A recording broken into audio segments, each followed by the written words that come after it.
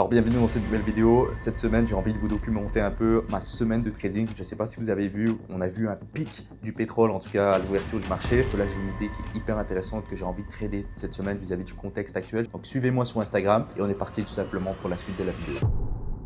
Je vais vous expliquer concrètement l'opportunité dans laquelle je suis actuellement. On va tout de suite partir maintenant sur les graphes, on va analyser tout ça, je vais vous expliquer le trade dans lequel je suis et surtout comment est-ce qu'il évolue concrètement maintenant. Là, on va partir sur la partie fondamentale. Là, c'est un peu que je partage au quotidien. Les gars, on est sur la troisième journée du coup, le trade est toujours en cours et se porte à merveille. On est toujours dans le bleu. C'est exceptionnel les amis. Durant ma session de trading, ce qui est le plus important lorsque vous démarrez votre session de trading, c'est qu'elle soit planifiée avec des étapes précises qui sont importantes par rapport à votre trading. Et on arrive à la fin de cette semaine, j'ai tout simplement clôturé mon trade hier après-midi durant la fin de la session de New York. Donc j'ai été trail stop à plus de... Alors bienvenue dans cette nouvelle vidéo. Cette semaine, j'ai envie de vous documenter un peu ma semaine de trading. Je ne sais pas si vous avez vu, on a vu un pic du pétrole, en tout cas à l'ouverture du marché, avant d'avoir une recorrection. Et j'ai remarqué que beaucoup de traders aujourd'hui, en fait, se sentent perdus, se sentent un petit peu dans un chaos. Des traders qui performaient très bien il y a quelques mois et qui aujourd'hui, dans les conditions actuelles, s'y retrouvent plus, ont de la difficulté à continuer à bien performer. Donc je me suis dit, pourquoi pas vous faire une petite vidéo explicative, documentative, où un petit peu je vous amenais avec moi cette semaine, où je vais expliquer concrètement, parce que là j'ai une idée qui est hyper intéressante que j'ai envie de trader cette semaine vis-à-vis du contexte actuel. Je me suis dit pourquoi pas vous partager ça de façon authentique, transparente, vous amener avec moi dans cette semaine et vous partager un petit peu comment est-ce que je m'y prends, comment est-ce que je vais continuer à bien performer, comment est-ce que j'arrive à m'adapter au contexte actuel. Donc je vais vous partager tout ça, beaucoup de valeur, d'authenticité, donc un petit peu des formats un peu comme ça où je vous parle directement à la caméra comme si vous étiez mon pote.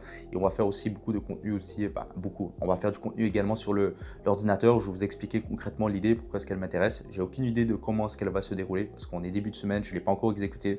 Je ne sais pas si ça va bien passer, je ne sais pas comment est-ce qu'elle va clôturer, mais peu importe le résultat, je vous montrerai tout ça, comment ça se passe. Donc voilà, n'hésitez pas également à me suivre sur Instagram parce que c'est là où je partage mon quotidien en tant que trader.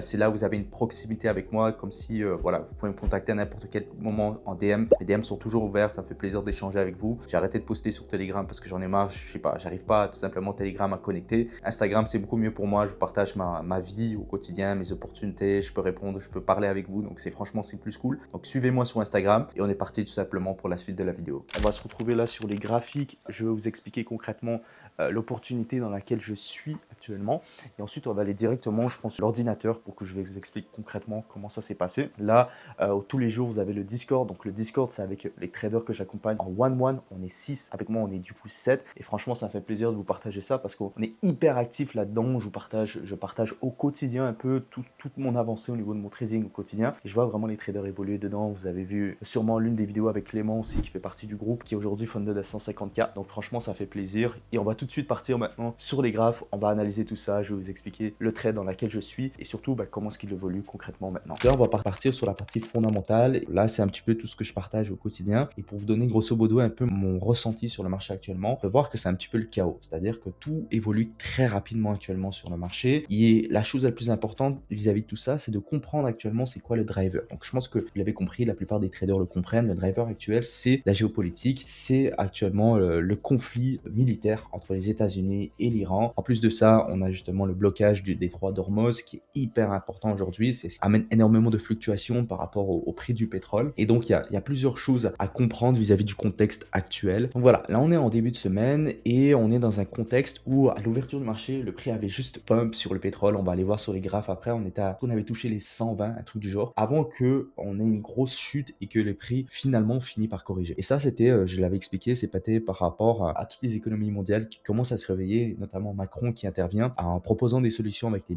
ministres des Finances du G7, qui disaient justement que l'IEA allait tout simplement libérer d'urgence des millions de barils pour justement contrer la hausse du pétrole. Donc ça, c'était la première des choses. Pour moi, ça pouvait apaiser effectivement le sentiment du marché vis-à-vis de la situation actuelle, vis-à-vis de l'euphorie de la hausse du pétrole. Et pour moi, j'expliquais ça avec l'analogie de un pansement sur une plaie qui continue de couler. Dans le sens où, ok, très bien, il y a une solution qui est proposée par rapport au pétrole qui explose. On a cette correction-là, on a cette anticipation justement en début de semaine où, effectivement, il y a une solution qui est proposée par rapport à cette explosion du prix du pétrole, mais c'est temporaire et ça prendra du temps à être mis en place. Et ça ne veut pas dire que le conflit n'est plus d'actualité, parce qu'il y a des frappes qui sont continué d'être envoyés. Le détroit d'Ormuz était toujours bloqué dans le sens où il y a très peu de navires qui arrivent à passer de façon sécuritaire. Je pense qu'en l'espace là de 2 semaines depuis le début du conflit, il y a uniquement genre 3 navires ou 4 navires qui ont pu passer sur le détroit d'Ormuz. Donc encore une fois, il y a plusieurs thèmes macro qui sont toujours d'actualité, qui ne sont pas réglés, c'est-à-dire qu'il n'y a pas une escalade aussi militaire de ce qui se passe actuellement dans le détroit d'Ormuz, dans ce conflit un petit peu géopolitique. Moi, c'est juste un pansement qui essaie de couper un petit peu une plaie qui coule à fond. Donc j'y croyais pas. Et forcément, suite à ça, on a certaines réactions sur le marché. J'expliquais tout simplement que le dollar américain et le dollar canadien, qui sont corrélés justement au prix du pétrole, est en train de baisser. Et pour moi, c'est là que ça devenait intéressant dans le sens où cette baisse pourrait offrir des bons points d'entrée sur, par exemple, moi, l'optique, c'était un achat du dollar parce que je continuais de voir un dollar qui allait bien performer vis-à-vis de son indexation pétrole, vis-à-vis de son statut aussi de safe haven actuellement. Ça peut être intéressant d'acheter du dollar. Et donc, je commençais à rechercher petit à petit des opportunités vis-à-vis de tout ça. Et justement, dans mes trades, j'explique le mardi tout simplement USD/JPY.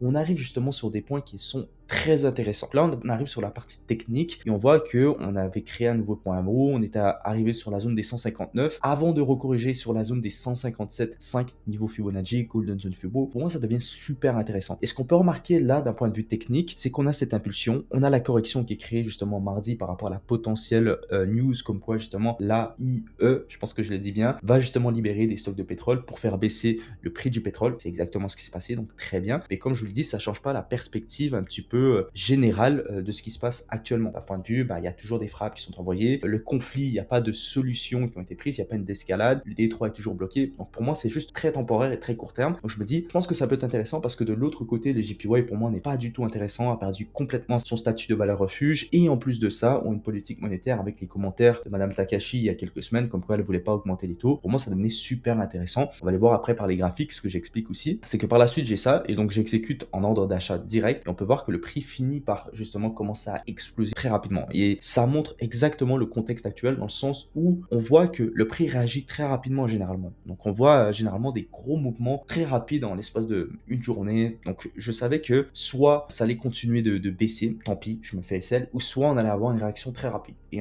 très rapidement, on a une réaction justement, on voit que le prix pump va chercher mon premier TP, puis sécuriser ma position en l'espace de 2 heures. Donc c'était génial, c'était super. Et le lendemain matin, donc aujourd'hui, à l'heure où je tourne cette vidéo, le prix continue de pump et là, on peut voir que j'ai trail stop mon SL à plus de 1,5 heures en dessous de cette bougie là parce que je suis dans l'optique d'avoir une gestion de trade plus active, plus proactive en vue du contexte actuel parce que tout évolue très rapidement. Donc c'est mon idée, c'est ma vision, c'est ma perspective, c'est comme ça que j'ai envie de trader. On va passer maintenant sur le graphique TradingView pour vous expliquer quelques confirmations plus qui étaient importantes pour moi. Pourquoi est-ce que concrètement USD/JPY m'intéressait. Donc on va maintenant passer sur la partie un peu plus technique. Donc, vous avez compris un petit peu ma vision un petit peu fondamentale vis-à-vis du contexte actuel et pourquoi est-ce que c'était intéressant pour moi d'acheter du dollar face au yen japonais. Je vais vous montrer avant pourquoi est-ce que c'était hyper intéressant et le pattern déclencheur. Qu'est-ce qui a fait en sorte que, ouais, là on est vraiment sur des niveaux qui sont hyper intéressants et j'ai envie d'exécuter mon trading, enfin mon trade à cet endroit-là précis. La première des choses que je voulais vous montrer, c'est que je trouvais ça anormal que USD/JPY n'ait pas encore pump, alors que sur d'autres paires et d'autres devises qui étaient pour moi beaucoup moins attractives que le dollar, on a déjà une réaction haussière. Quand on regarde Euro/JPY, à ce moment-là, on a une certaine réaction haussière, alors que l'euro m'intéressait pas du tout en termes d'achat. Quand on regardait par exemple JJ, pareil, ça c'était un setup que j'avais en début de semaine que je n'ai pas exécuté malheureusement, paf, explose à la hausse. Quand on regarde Aussie Yen, pareil, explose à la hausse. USD/JPY était vraiment sur des niveaux hyper intéressants pour moi pour potentiellement l'exécuter et c'est pour ça que je me suis dit ok, je vais l'exécuter de cette manière-là. Donc ça c'est là on est lundi du coup ouverture du marché, on voit la correction suite à l'annonce justement du G7 qui offre potentiellement une solution pour l'euphorie de la hausse du pétrole. Encore une fois, comme je l'ai dit, pour moi c'est juste un pansement qui vient calmer l'euphorie mais qui change pas la perspective complète et globale de ce qui se passe en termes de conditions actuelles, c'est-à-dire qu'on n'a pas d'escalade militaire par rapport au conflit en Iran, on a toujours le détroit qui est bloqué. Pour moi c'est juste une question de temps, de timing, je sais pas combien de temps ça va durer. Pour moi ça reste toujours intéressant d'acheter du dollar vis-à-vis. Donc là on revient justement sur des niveaux clés, donc on peut le voir que je prends mon Fibonacci de là à là, je pense que je le prends en 8 heures et ça coordonne bien justement avec ma Golden Zone Fibo au final et cette zone d'intérêt les 158 pour moi hyper intéressante. Donc au final je me dis ok, j'aimerais bien exécuter sur cette zone et la réflexion que j'ai à ce moment-là c'est qu'on peut voir qu'on a une première correction et souvent ce que les traders font, et ça c'est une grosse erreur, c'est qu'ils vont vouloir directement rentrer sur les niveaux Fibonacci comme ça. Pour moi c'est une grosse erreur parce que tu prends un risque dans le sens où tu essaies d'attraper un couteau qui tombe. Et là ce qui m'a vraiment incité à rentrer sur la position, c'est qu'on voit qu'il y a une baisse de momentum dans ma zone d'intérêt. Donc c'est là que ça devient forcément intéressant et je me dis ok, super, j'ai un baisse de momentum, on voit que la correction est plus ou moins terminée. Là, je recherche à faire, c'est juste de trouver un pattern de clencheur. Donc une bougie en H1 qui me donne envie de rentrer. Je rentre concrètement mardi en après-midi de mon côté, 13h. Je rentre à ce moment-là précisément parce que je sais qu'il y a une baisse de momentum. L'idée de base que j'aime bien faire mon setup A+,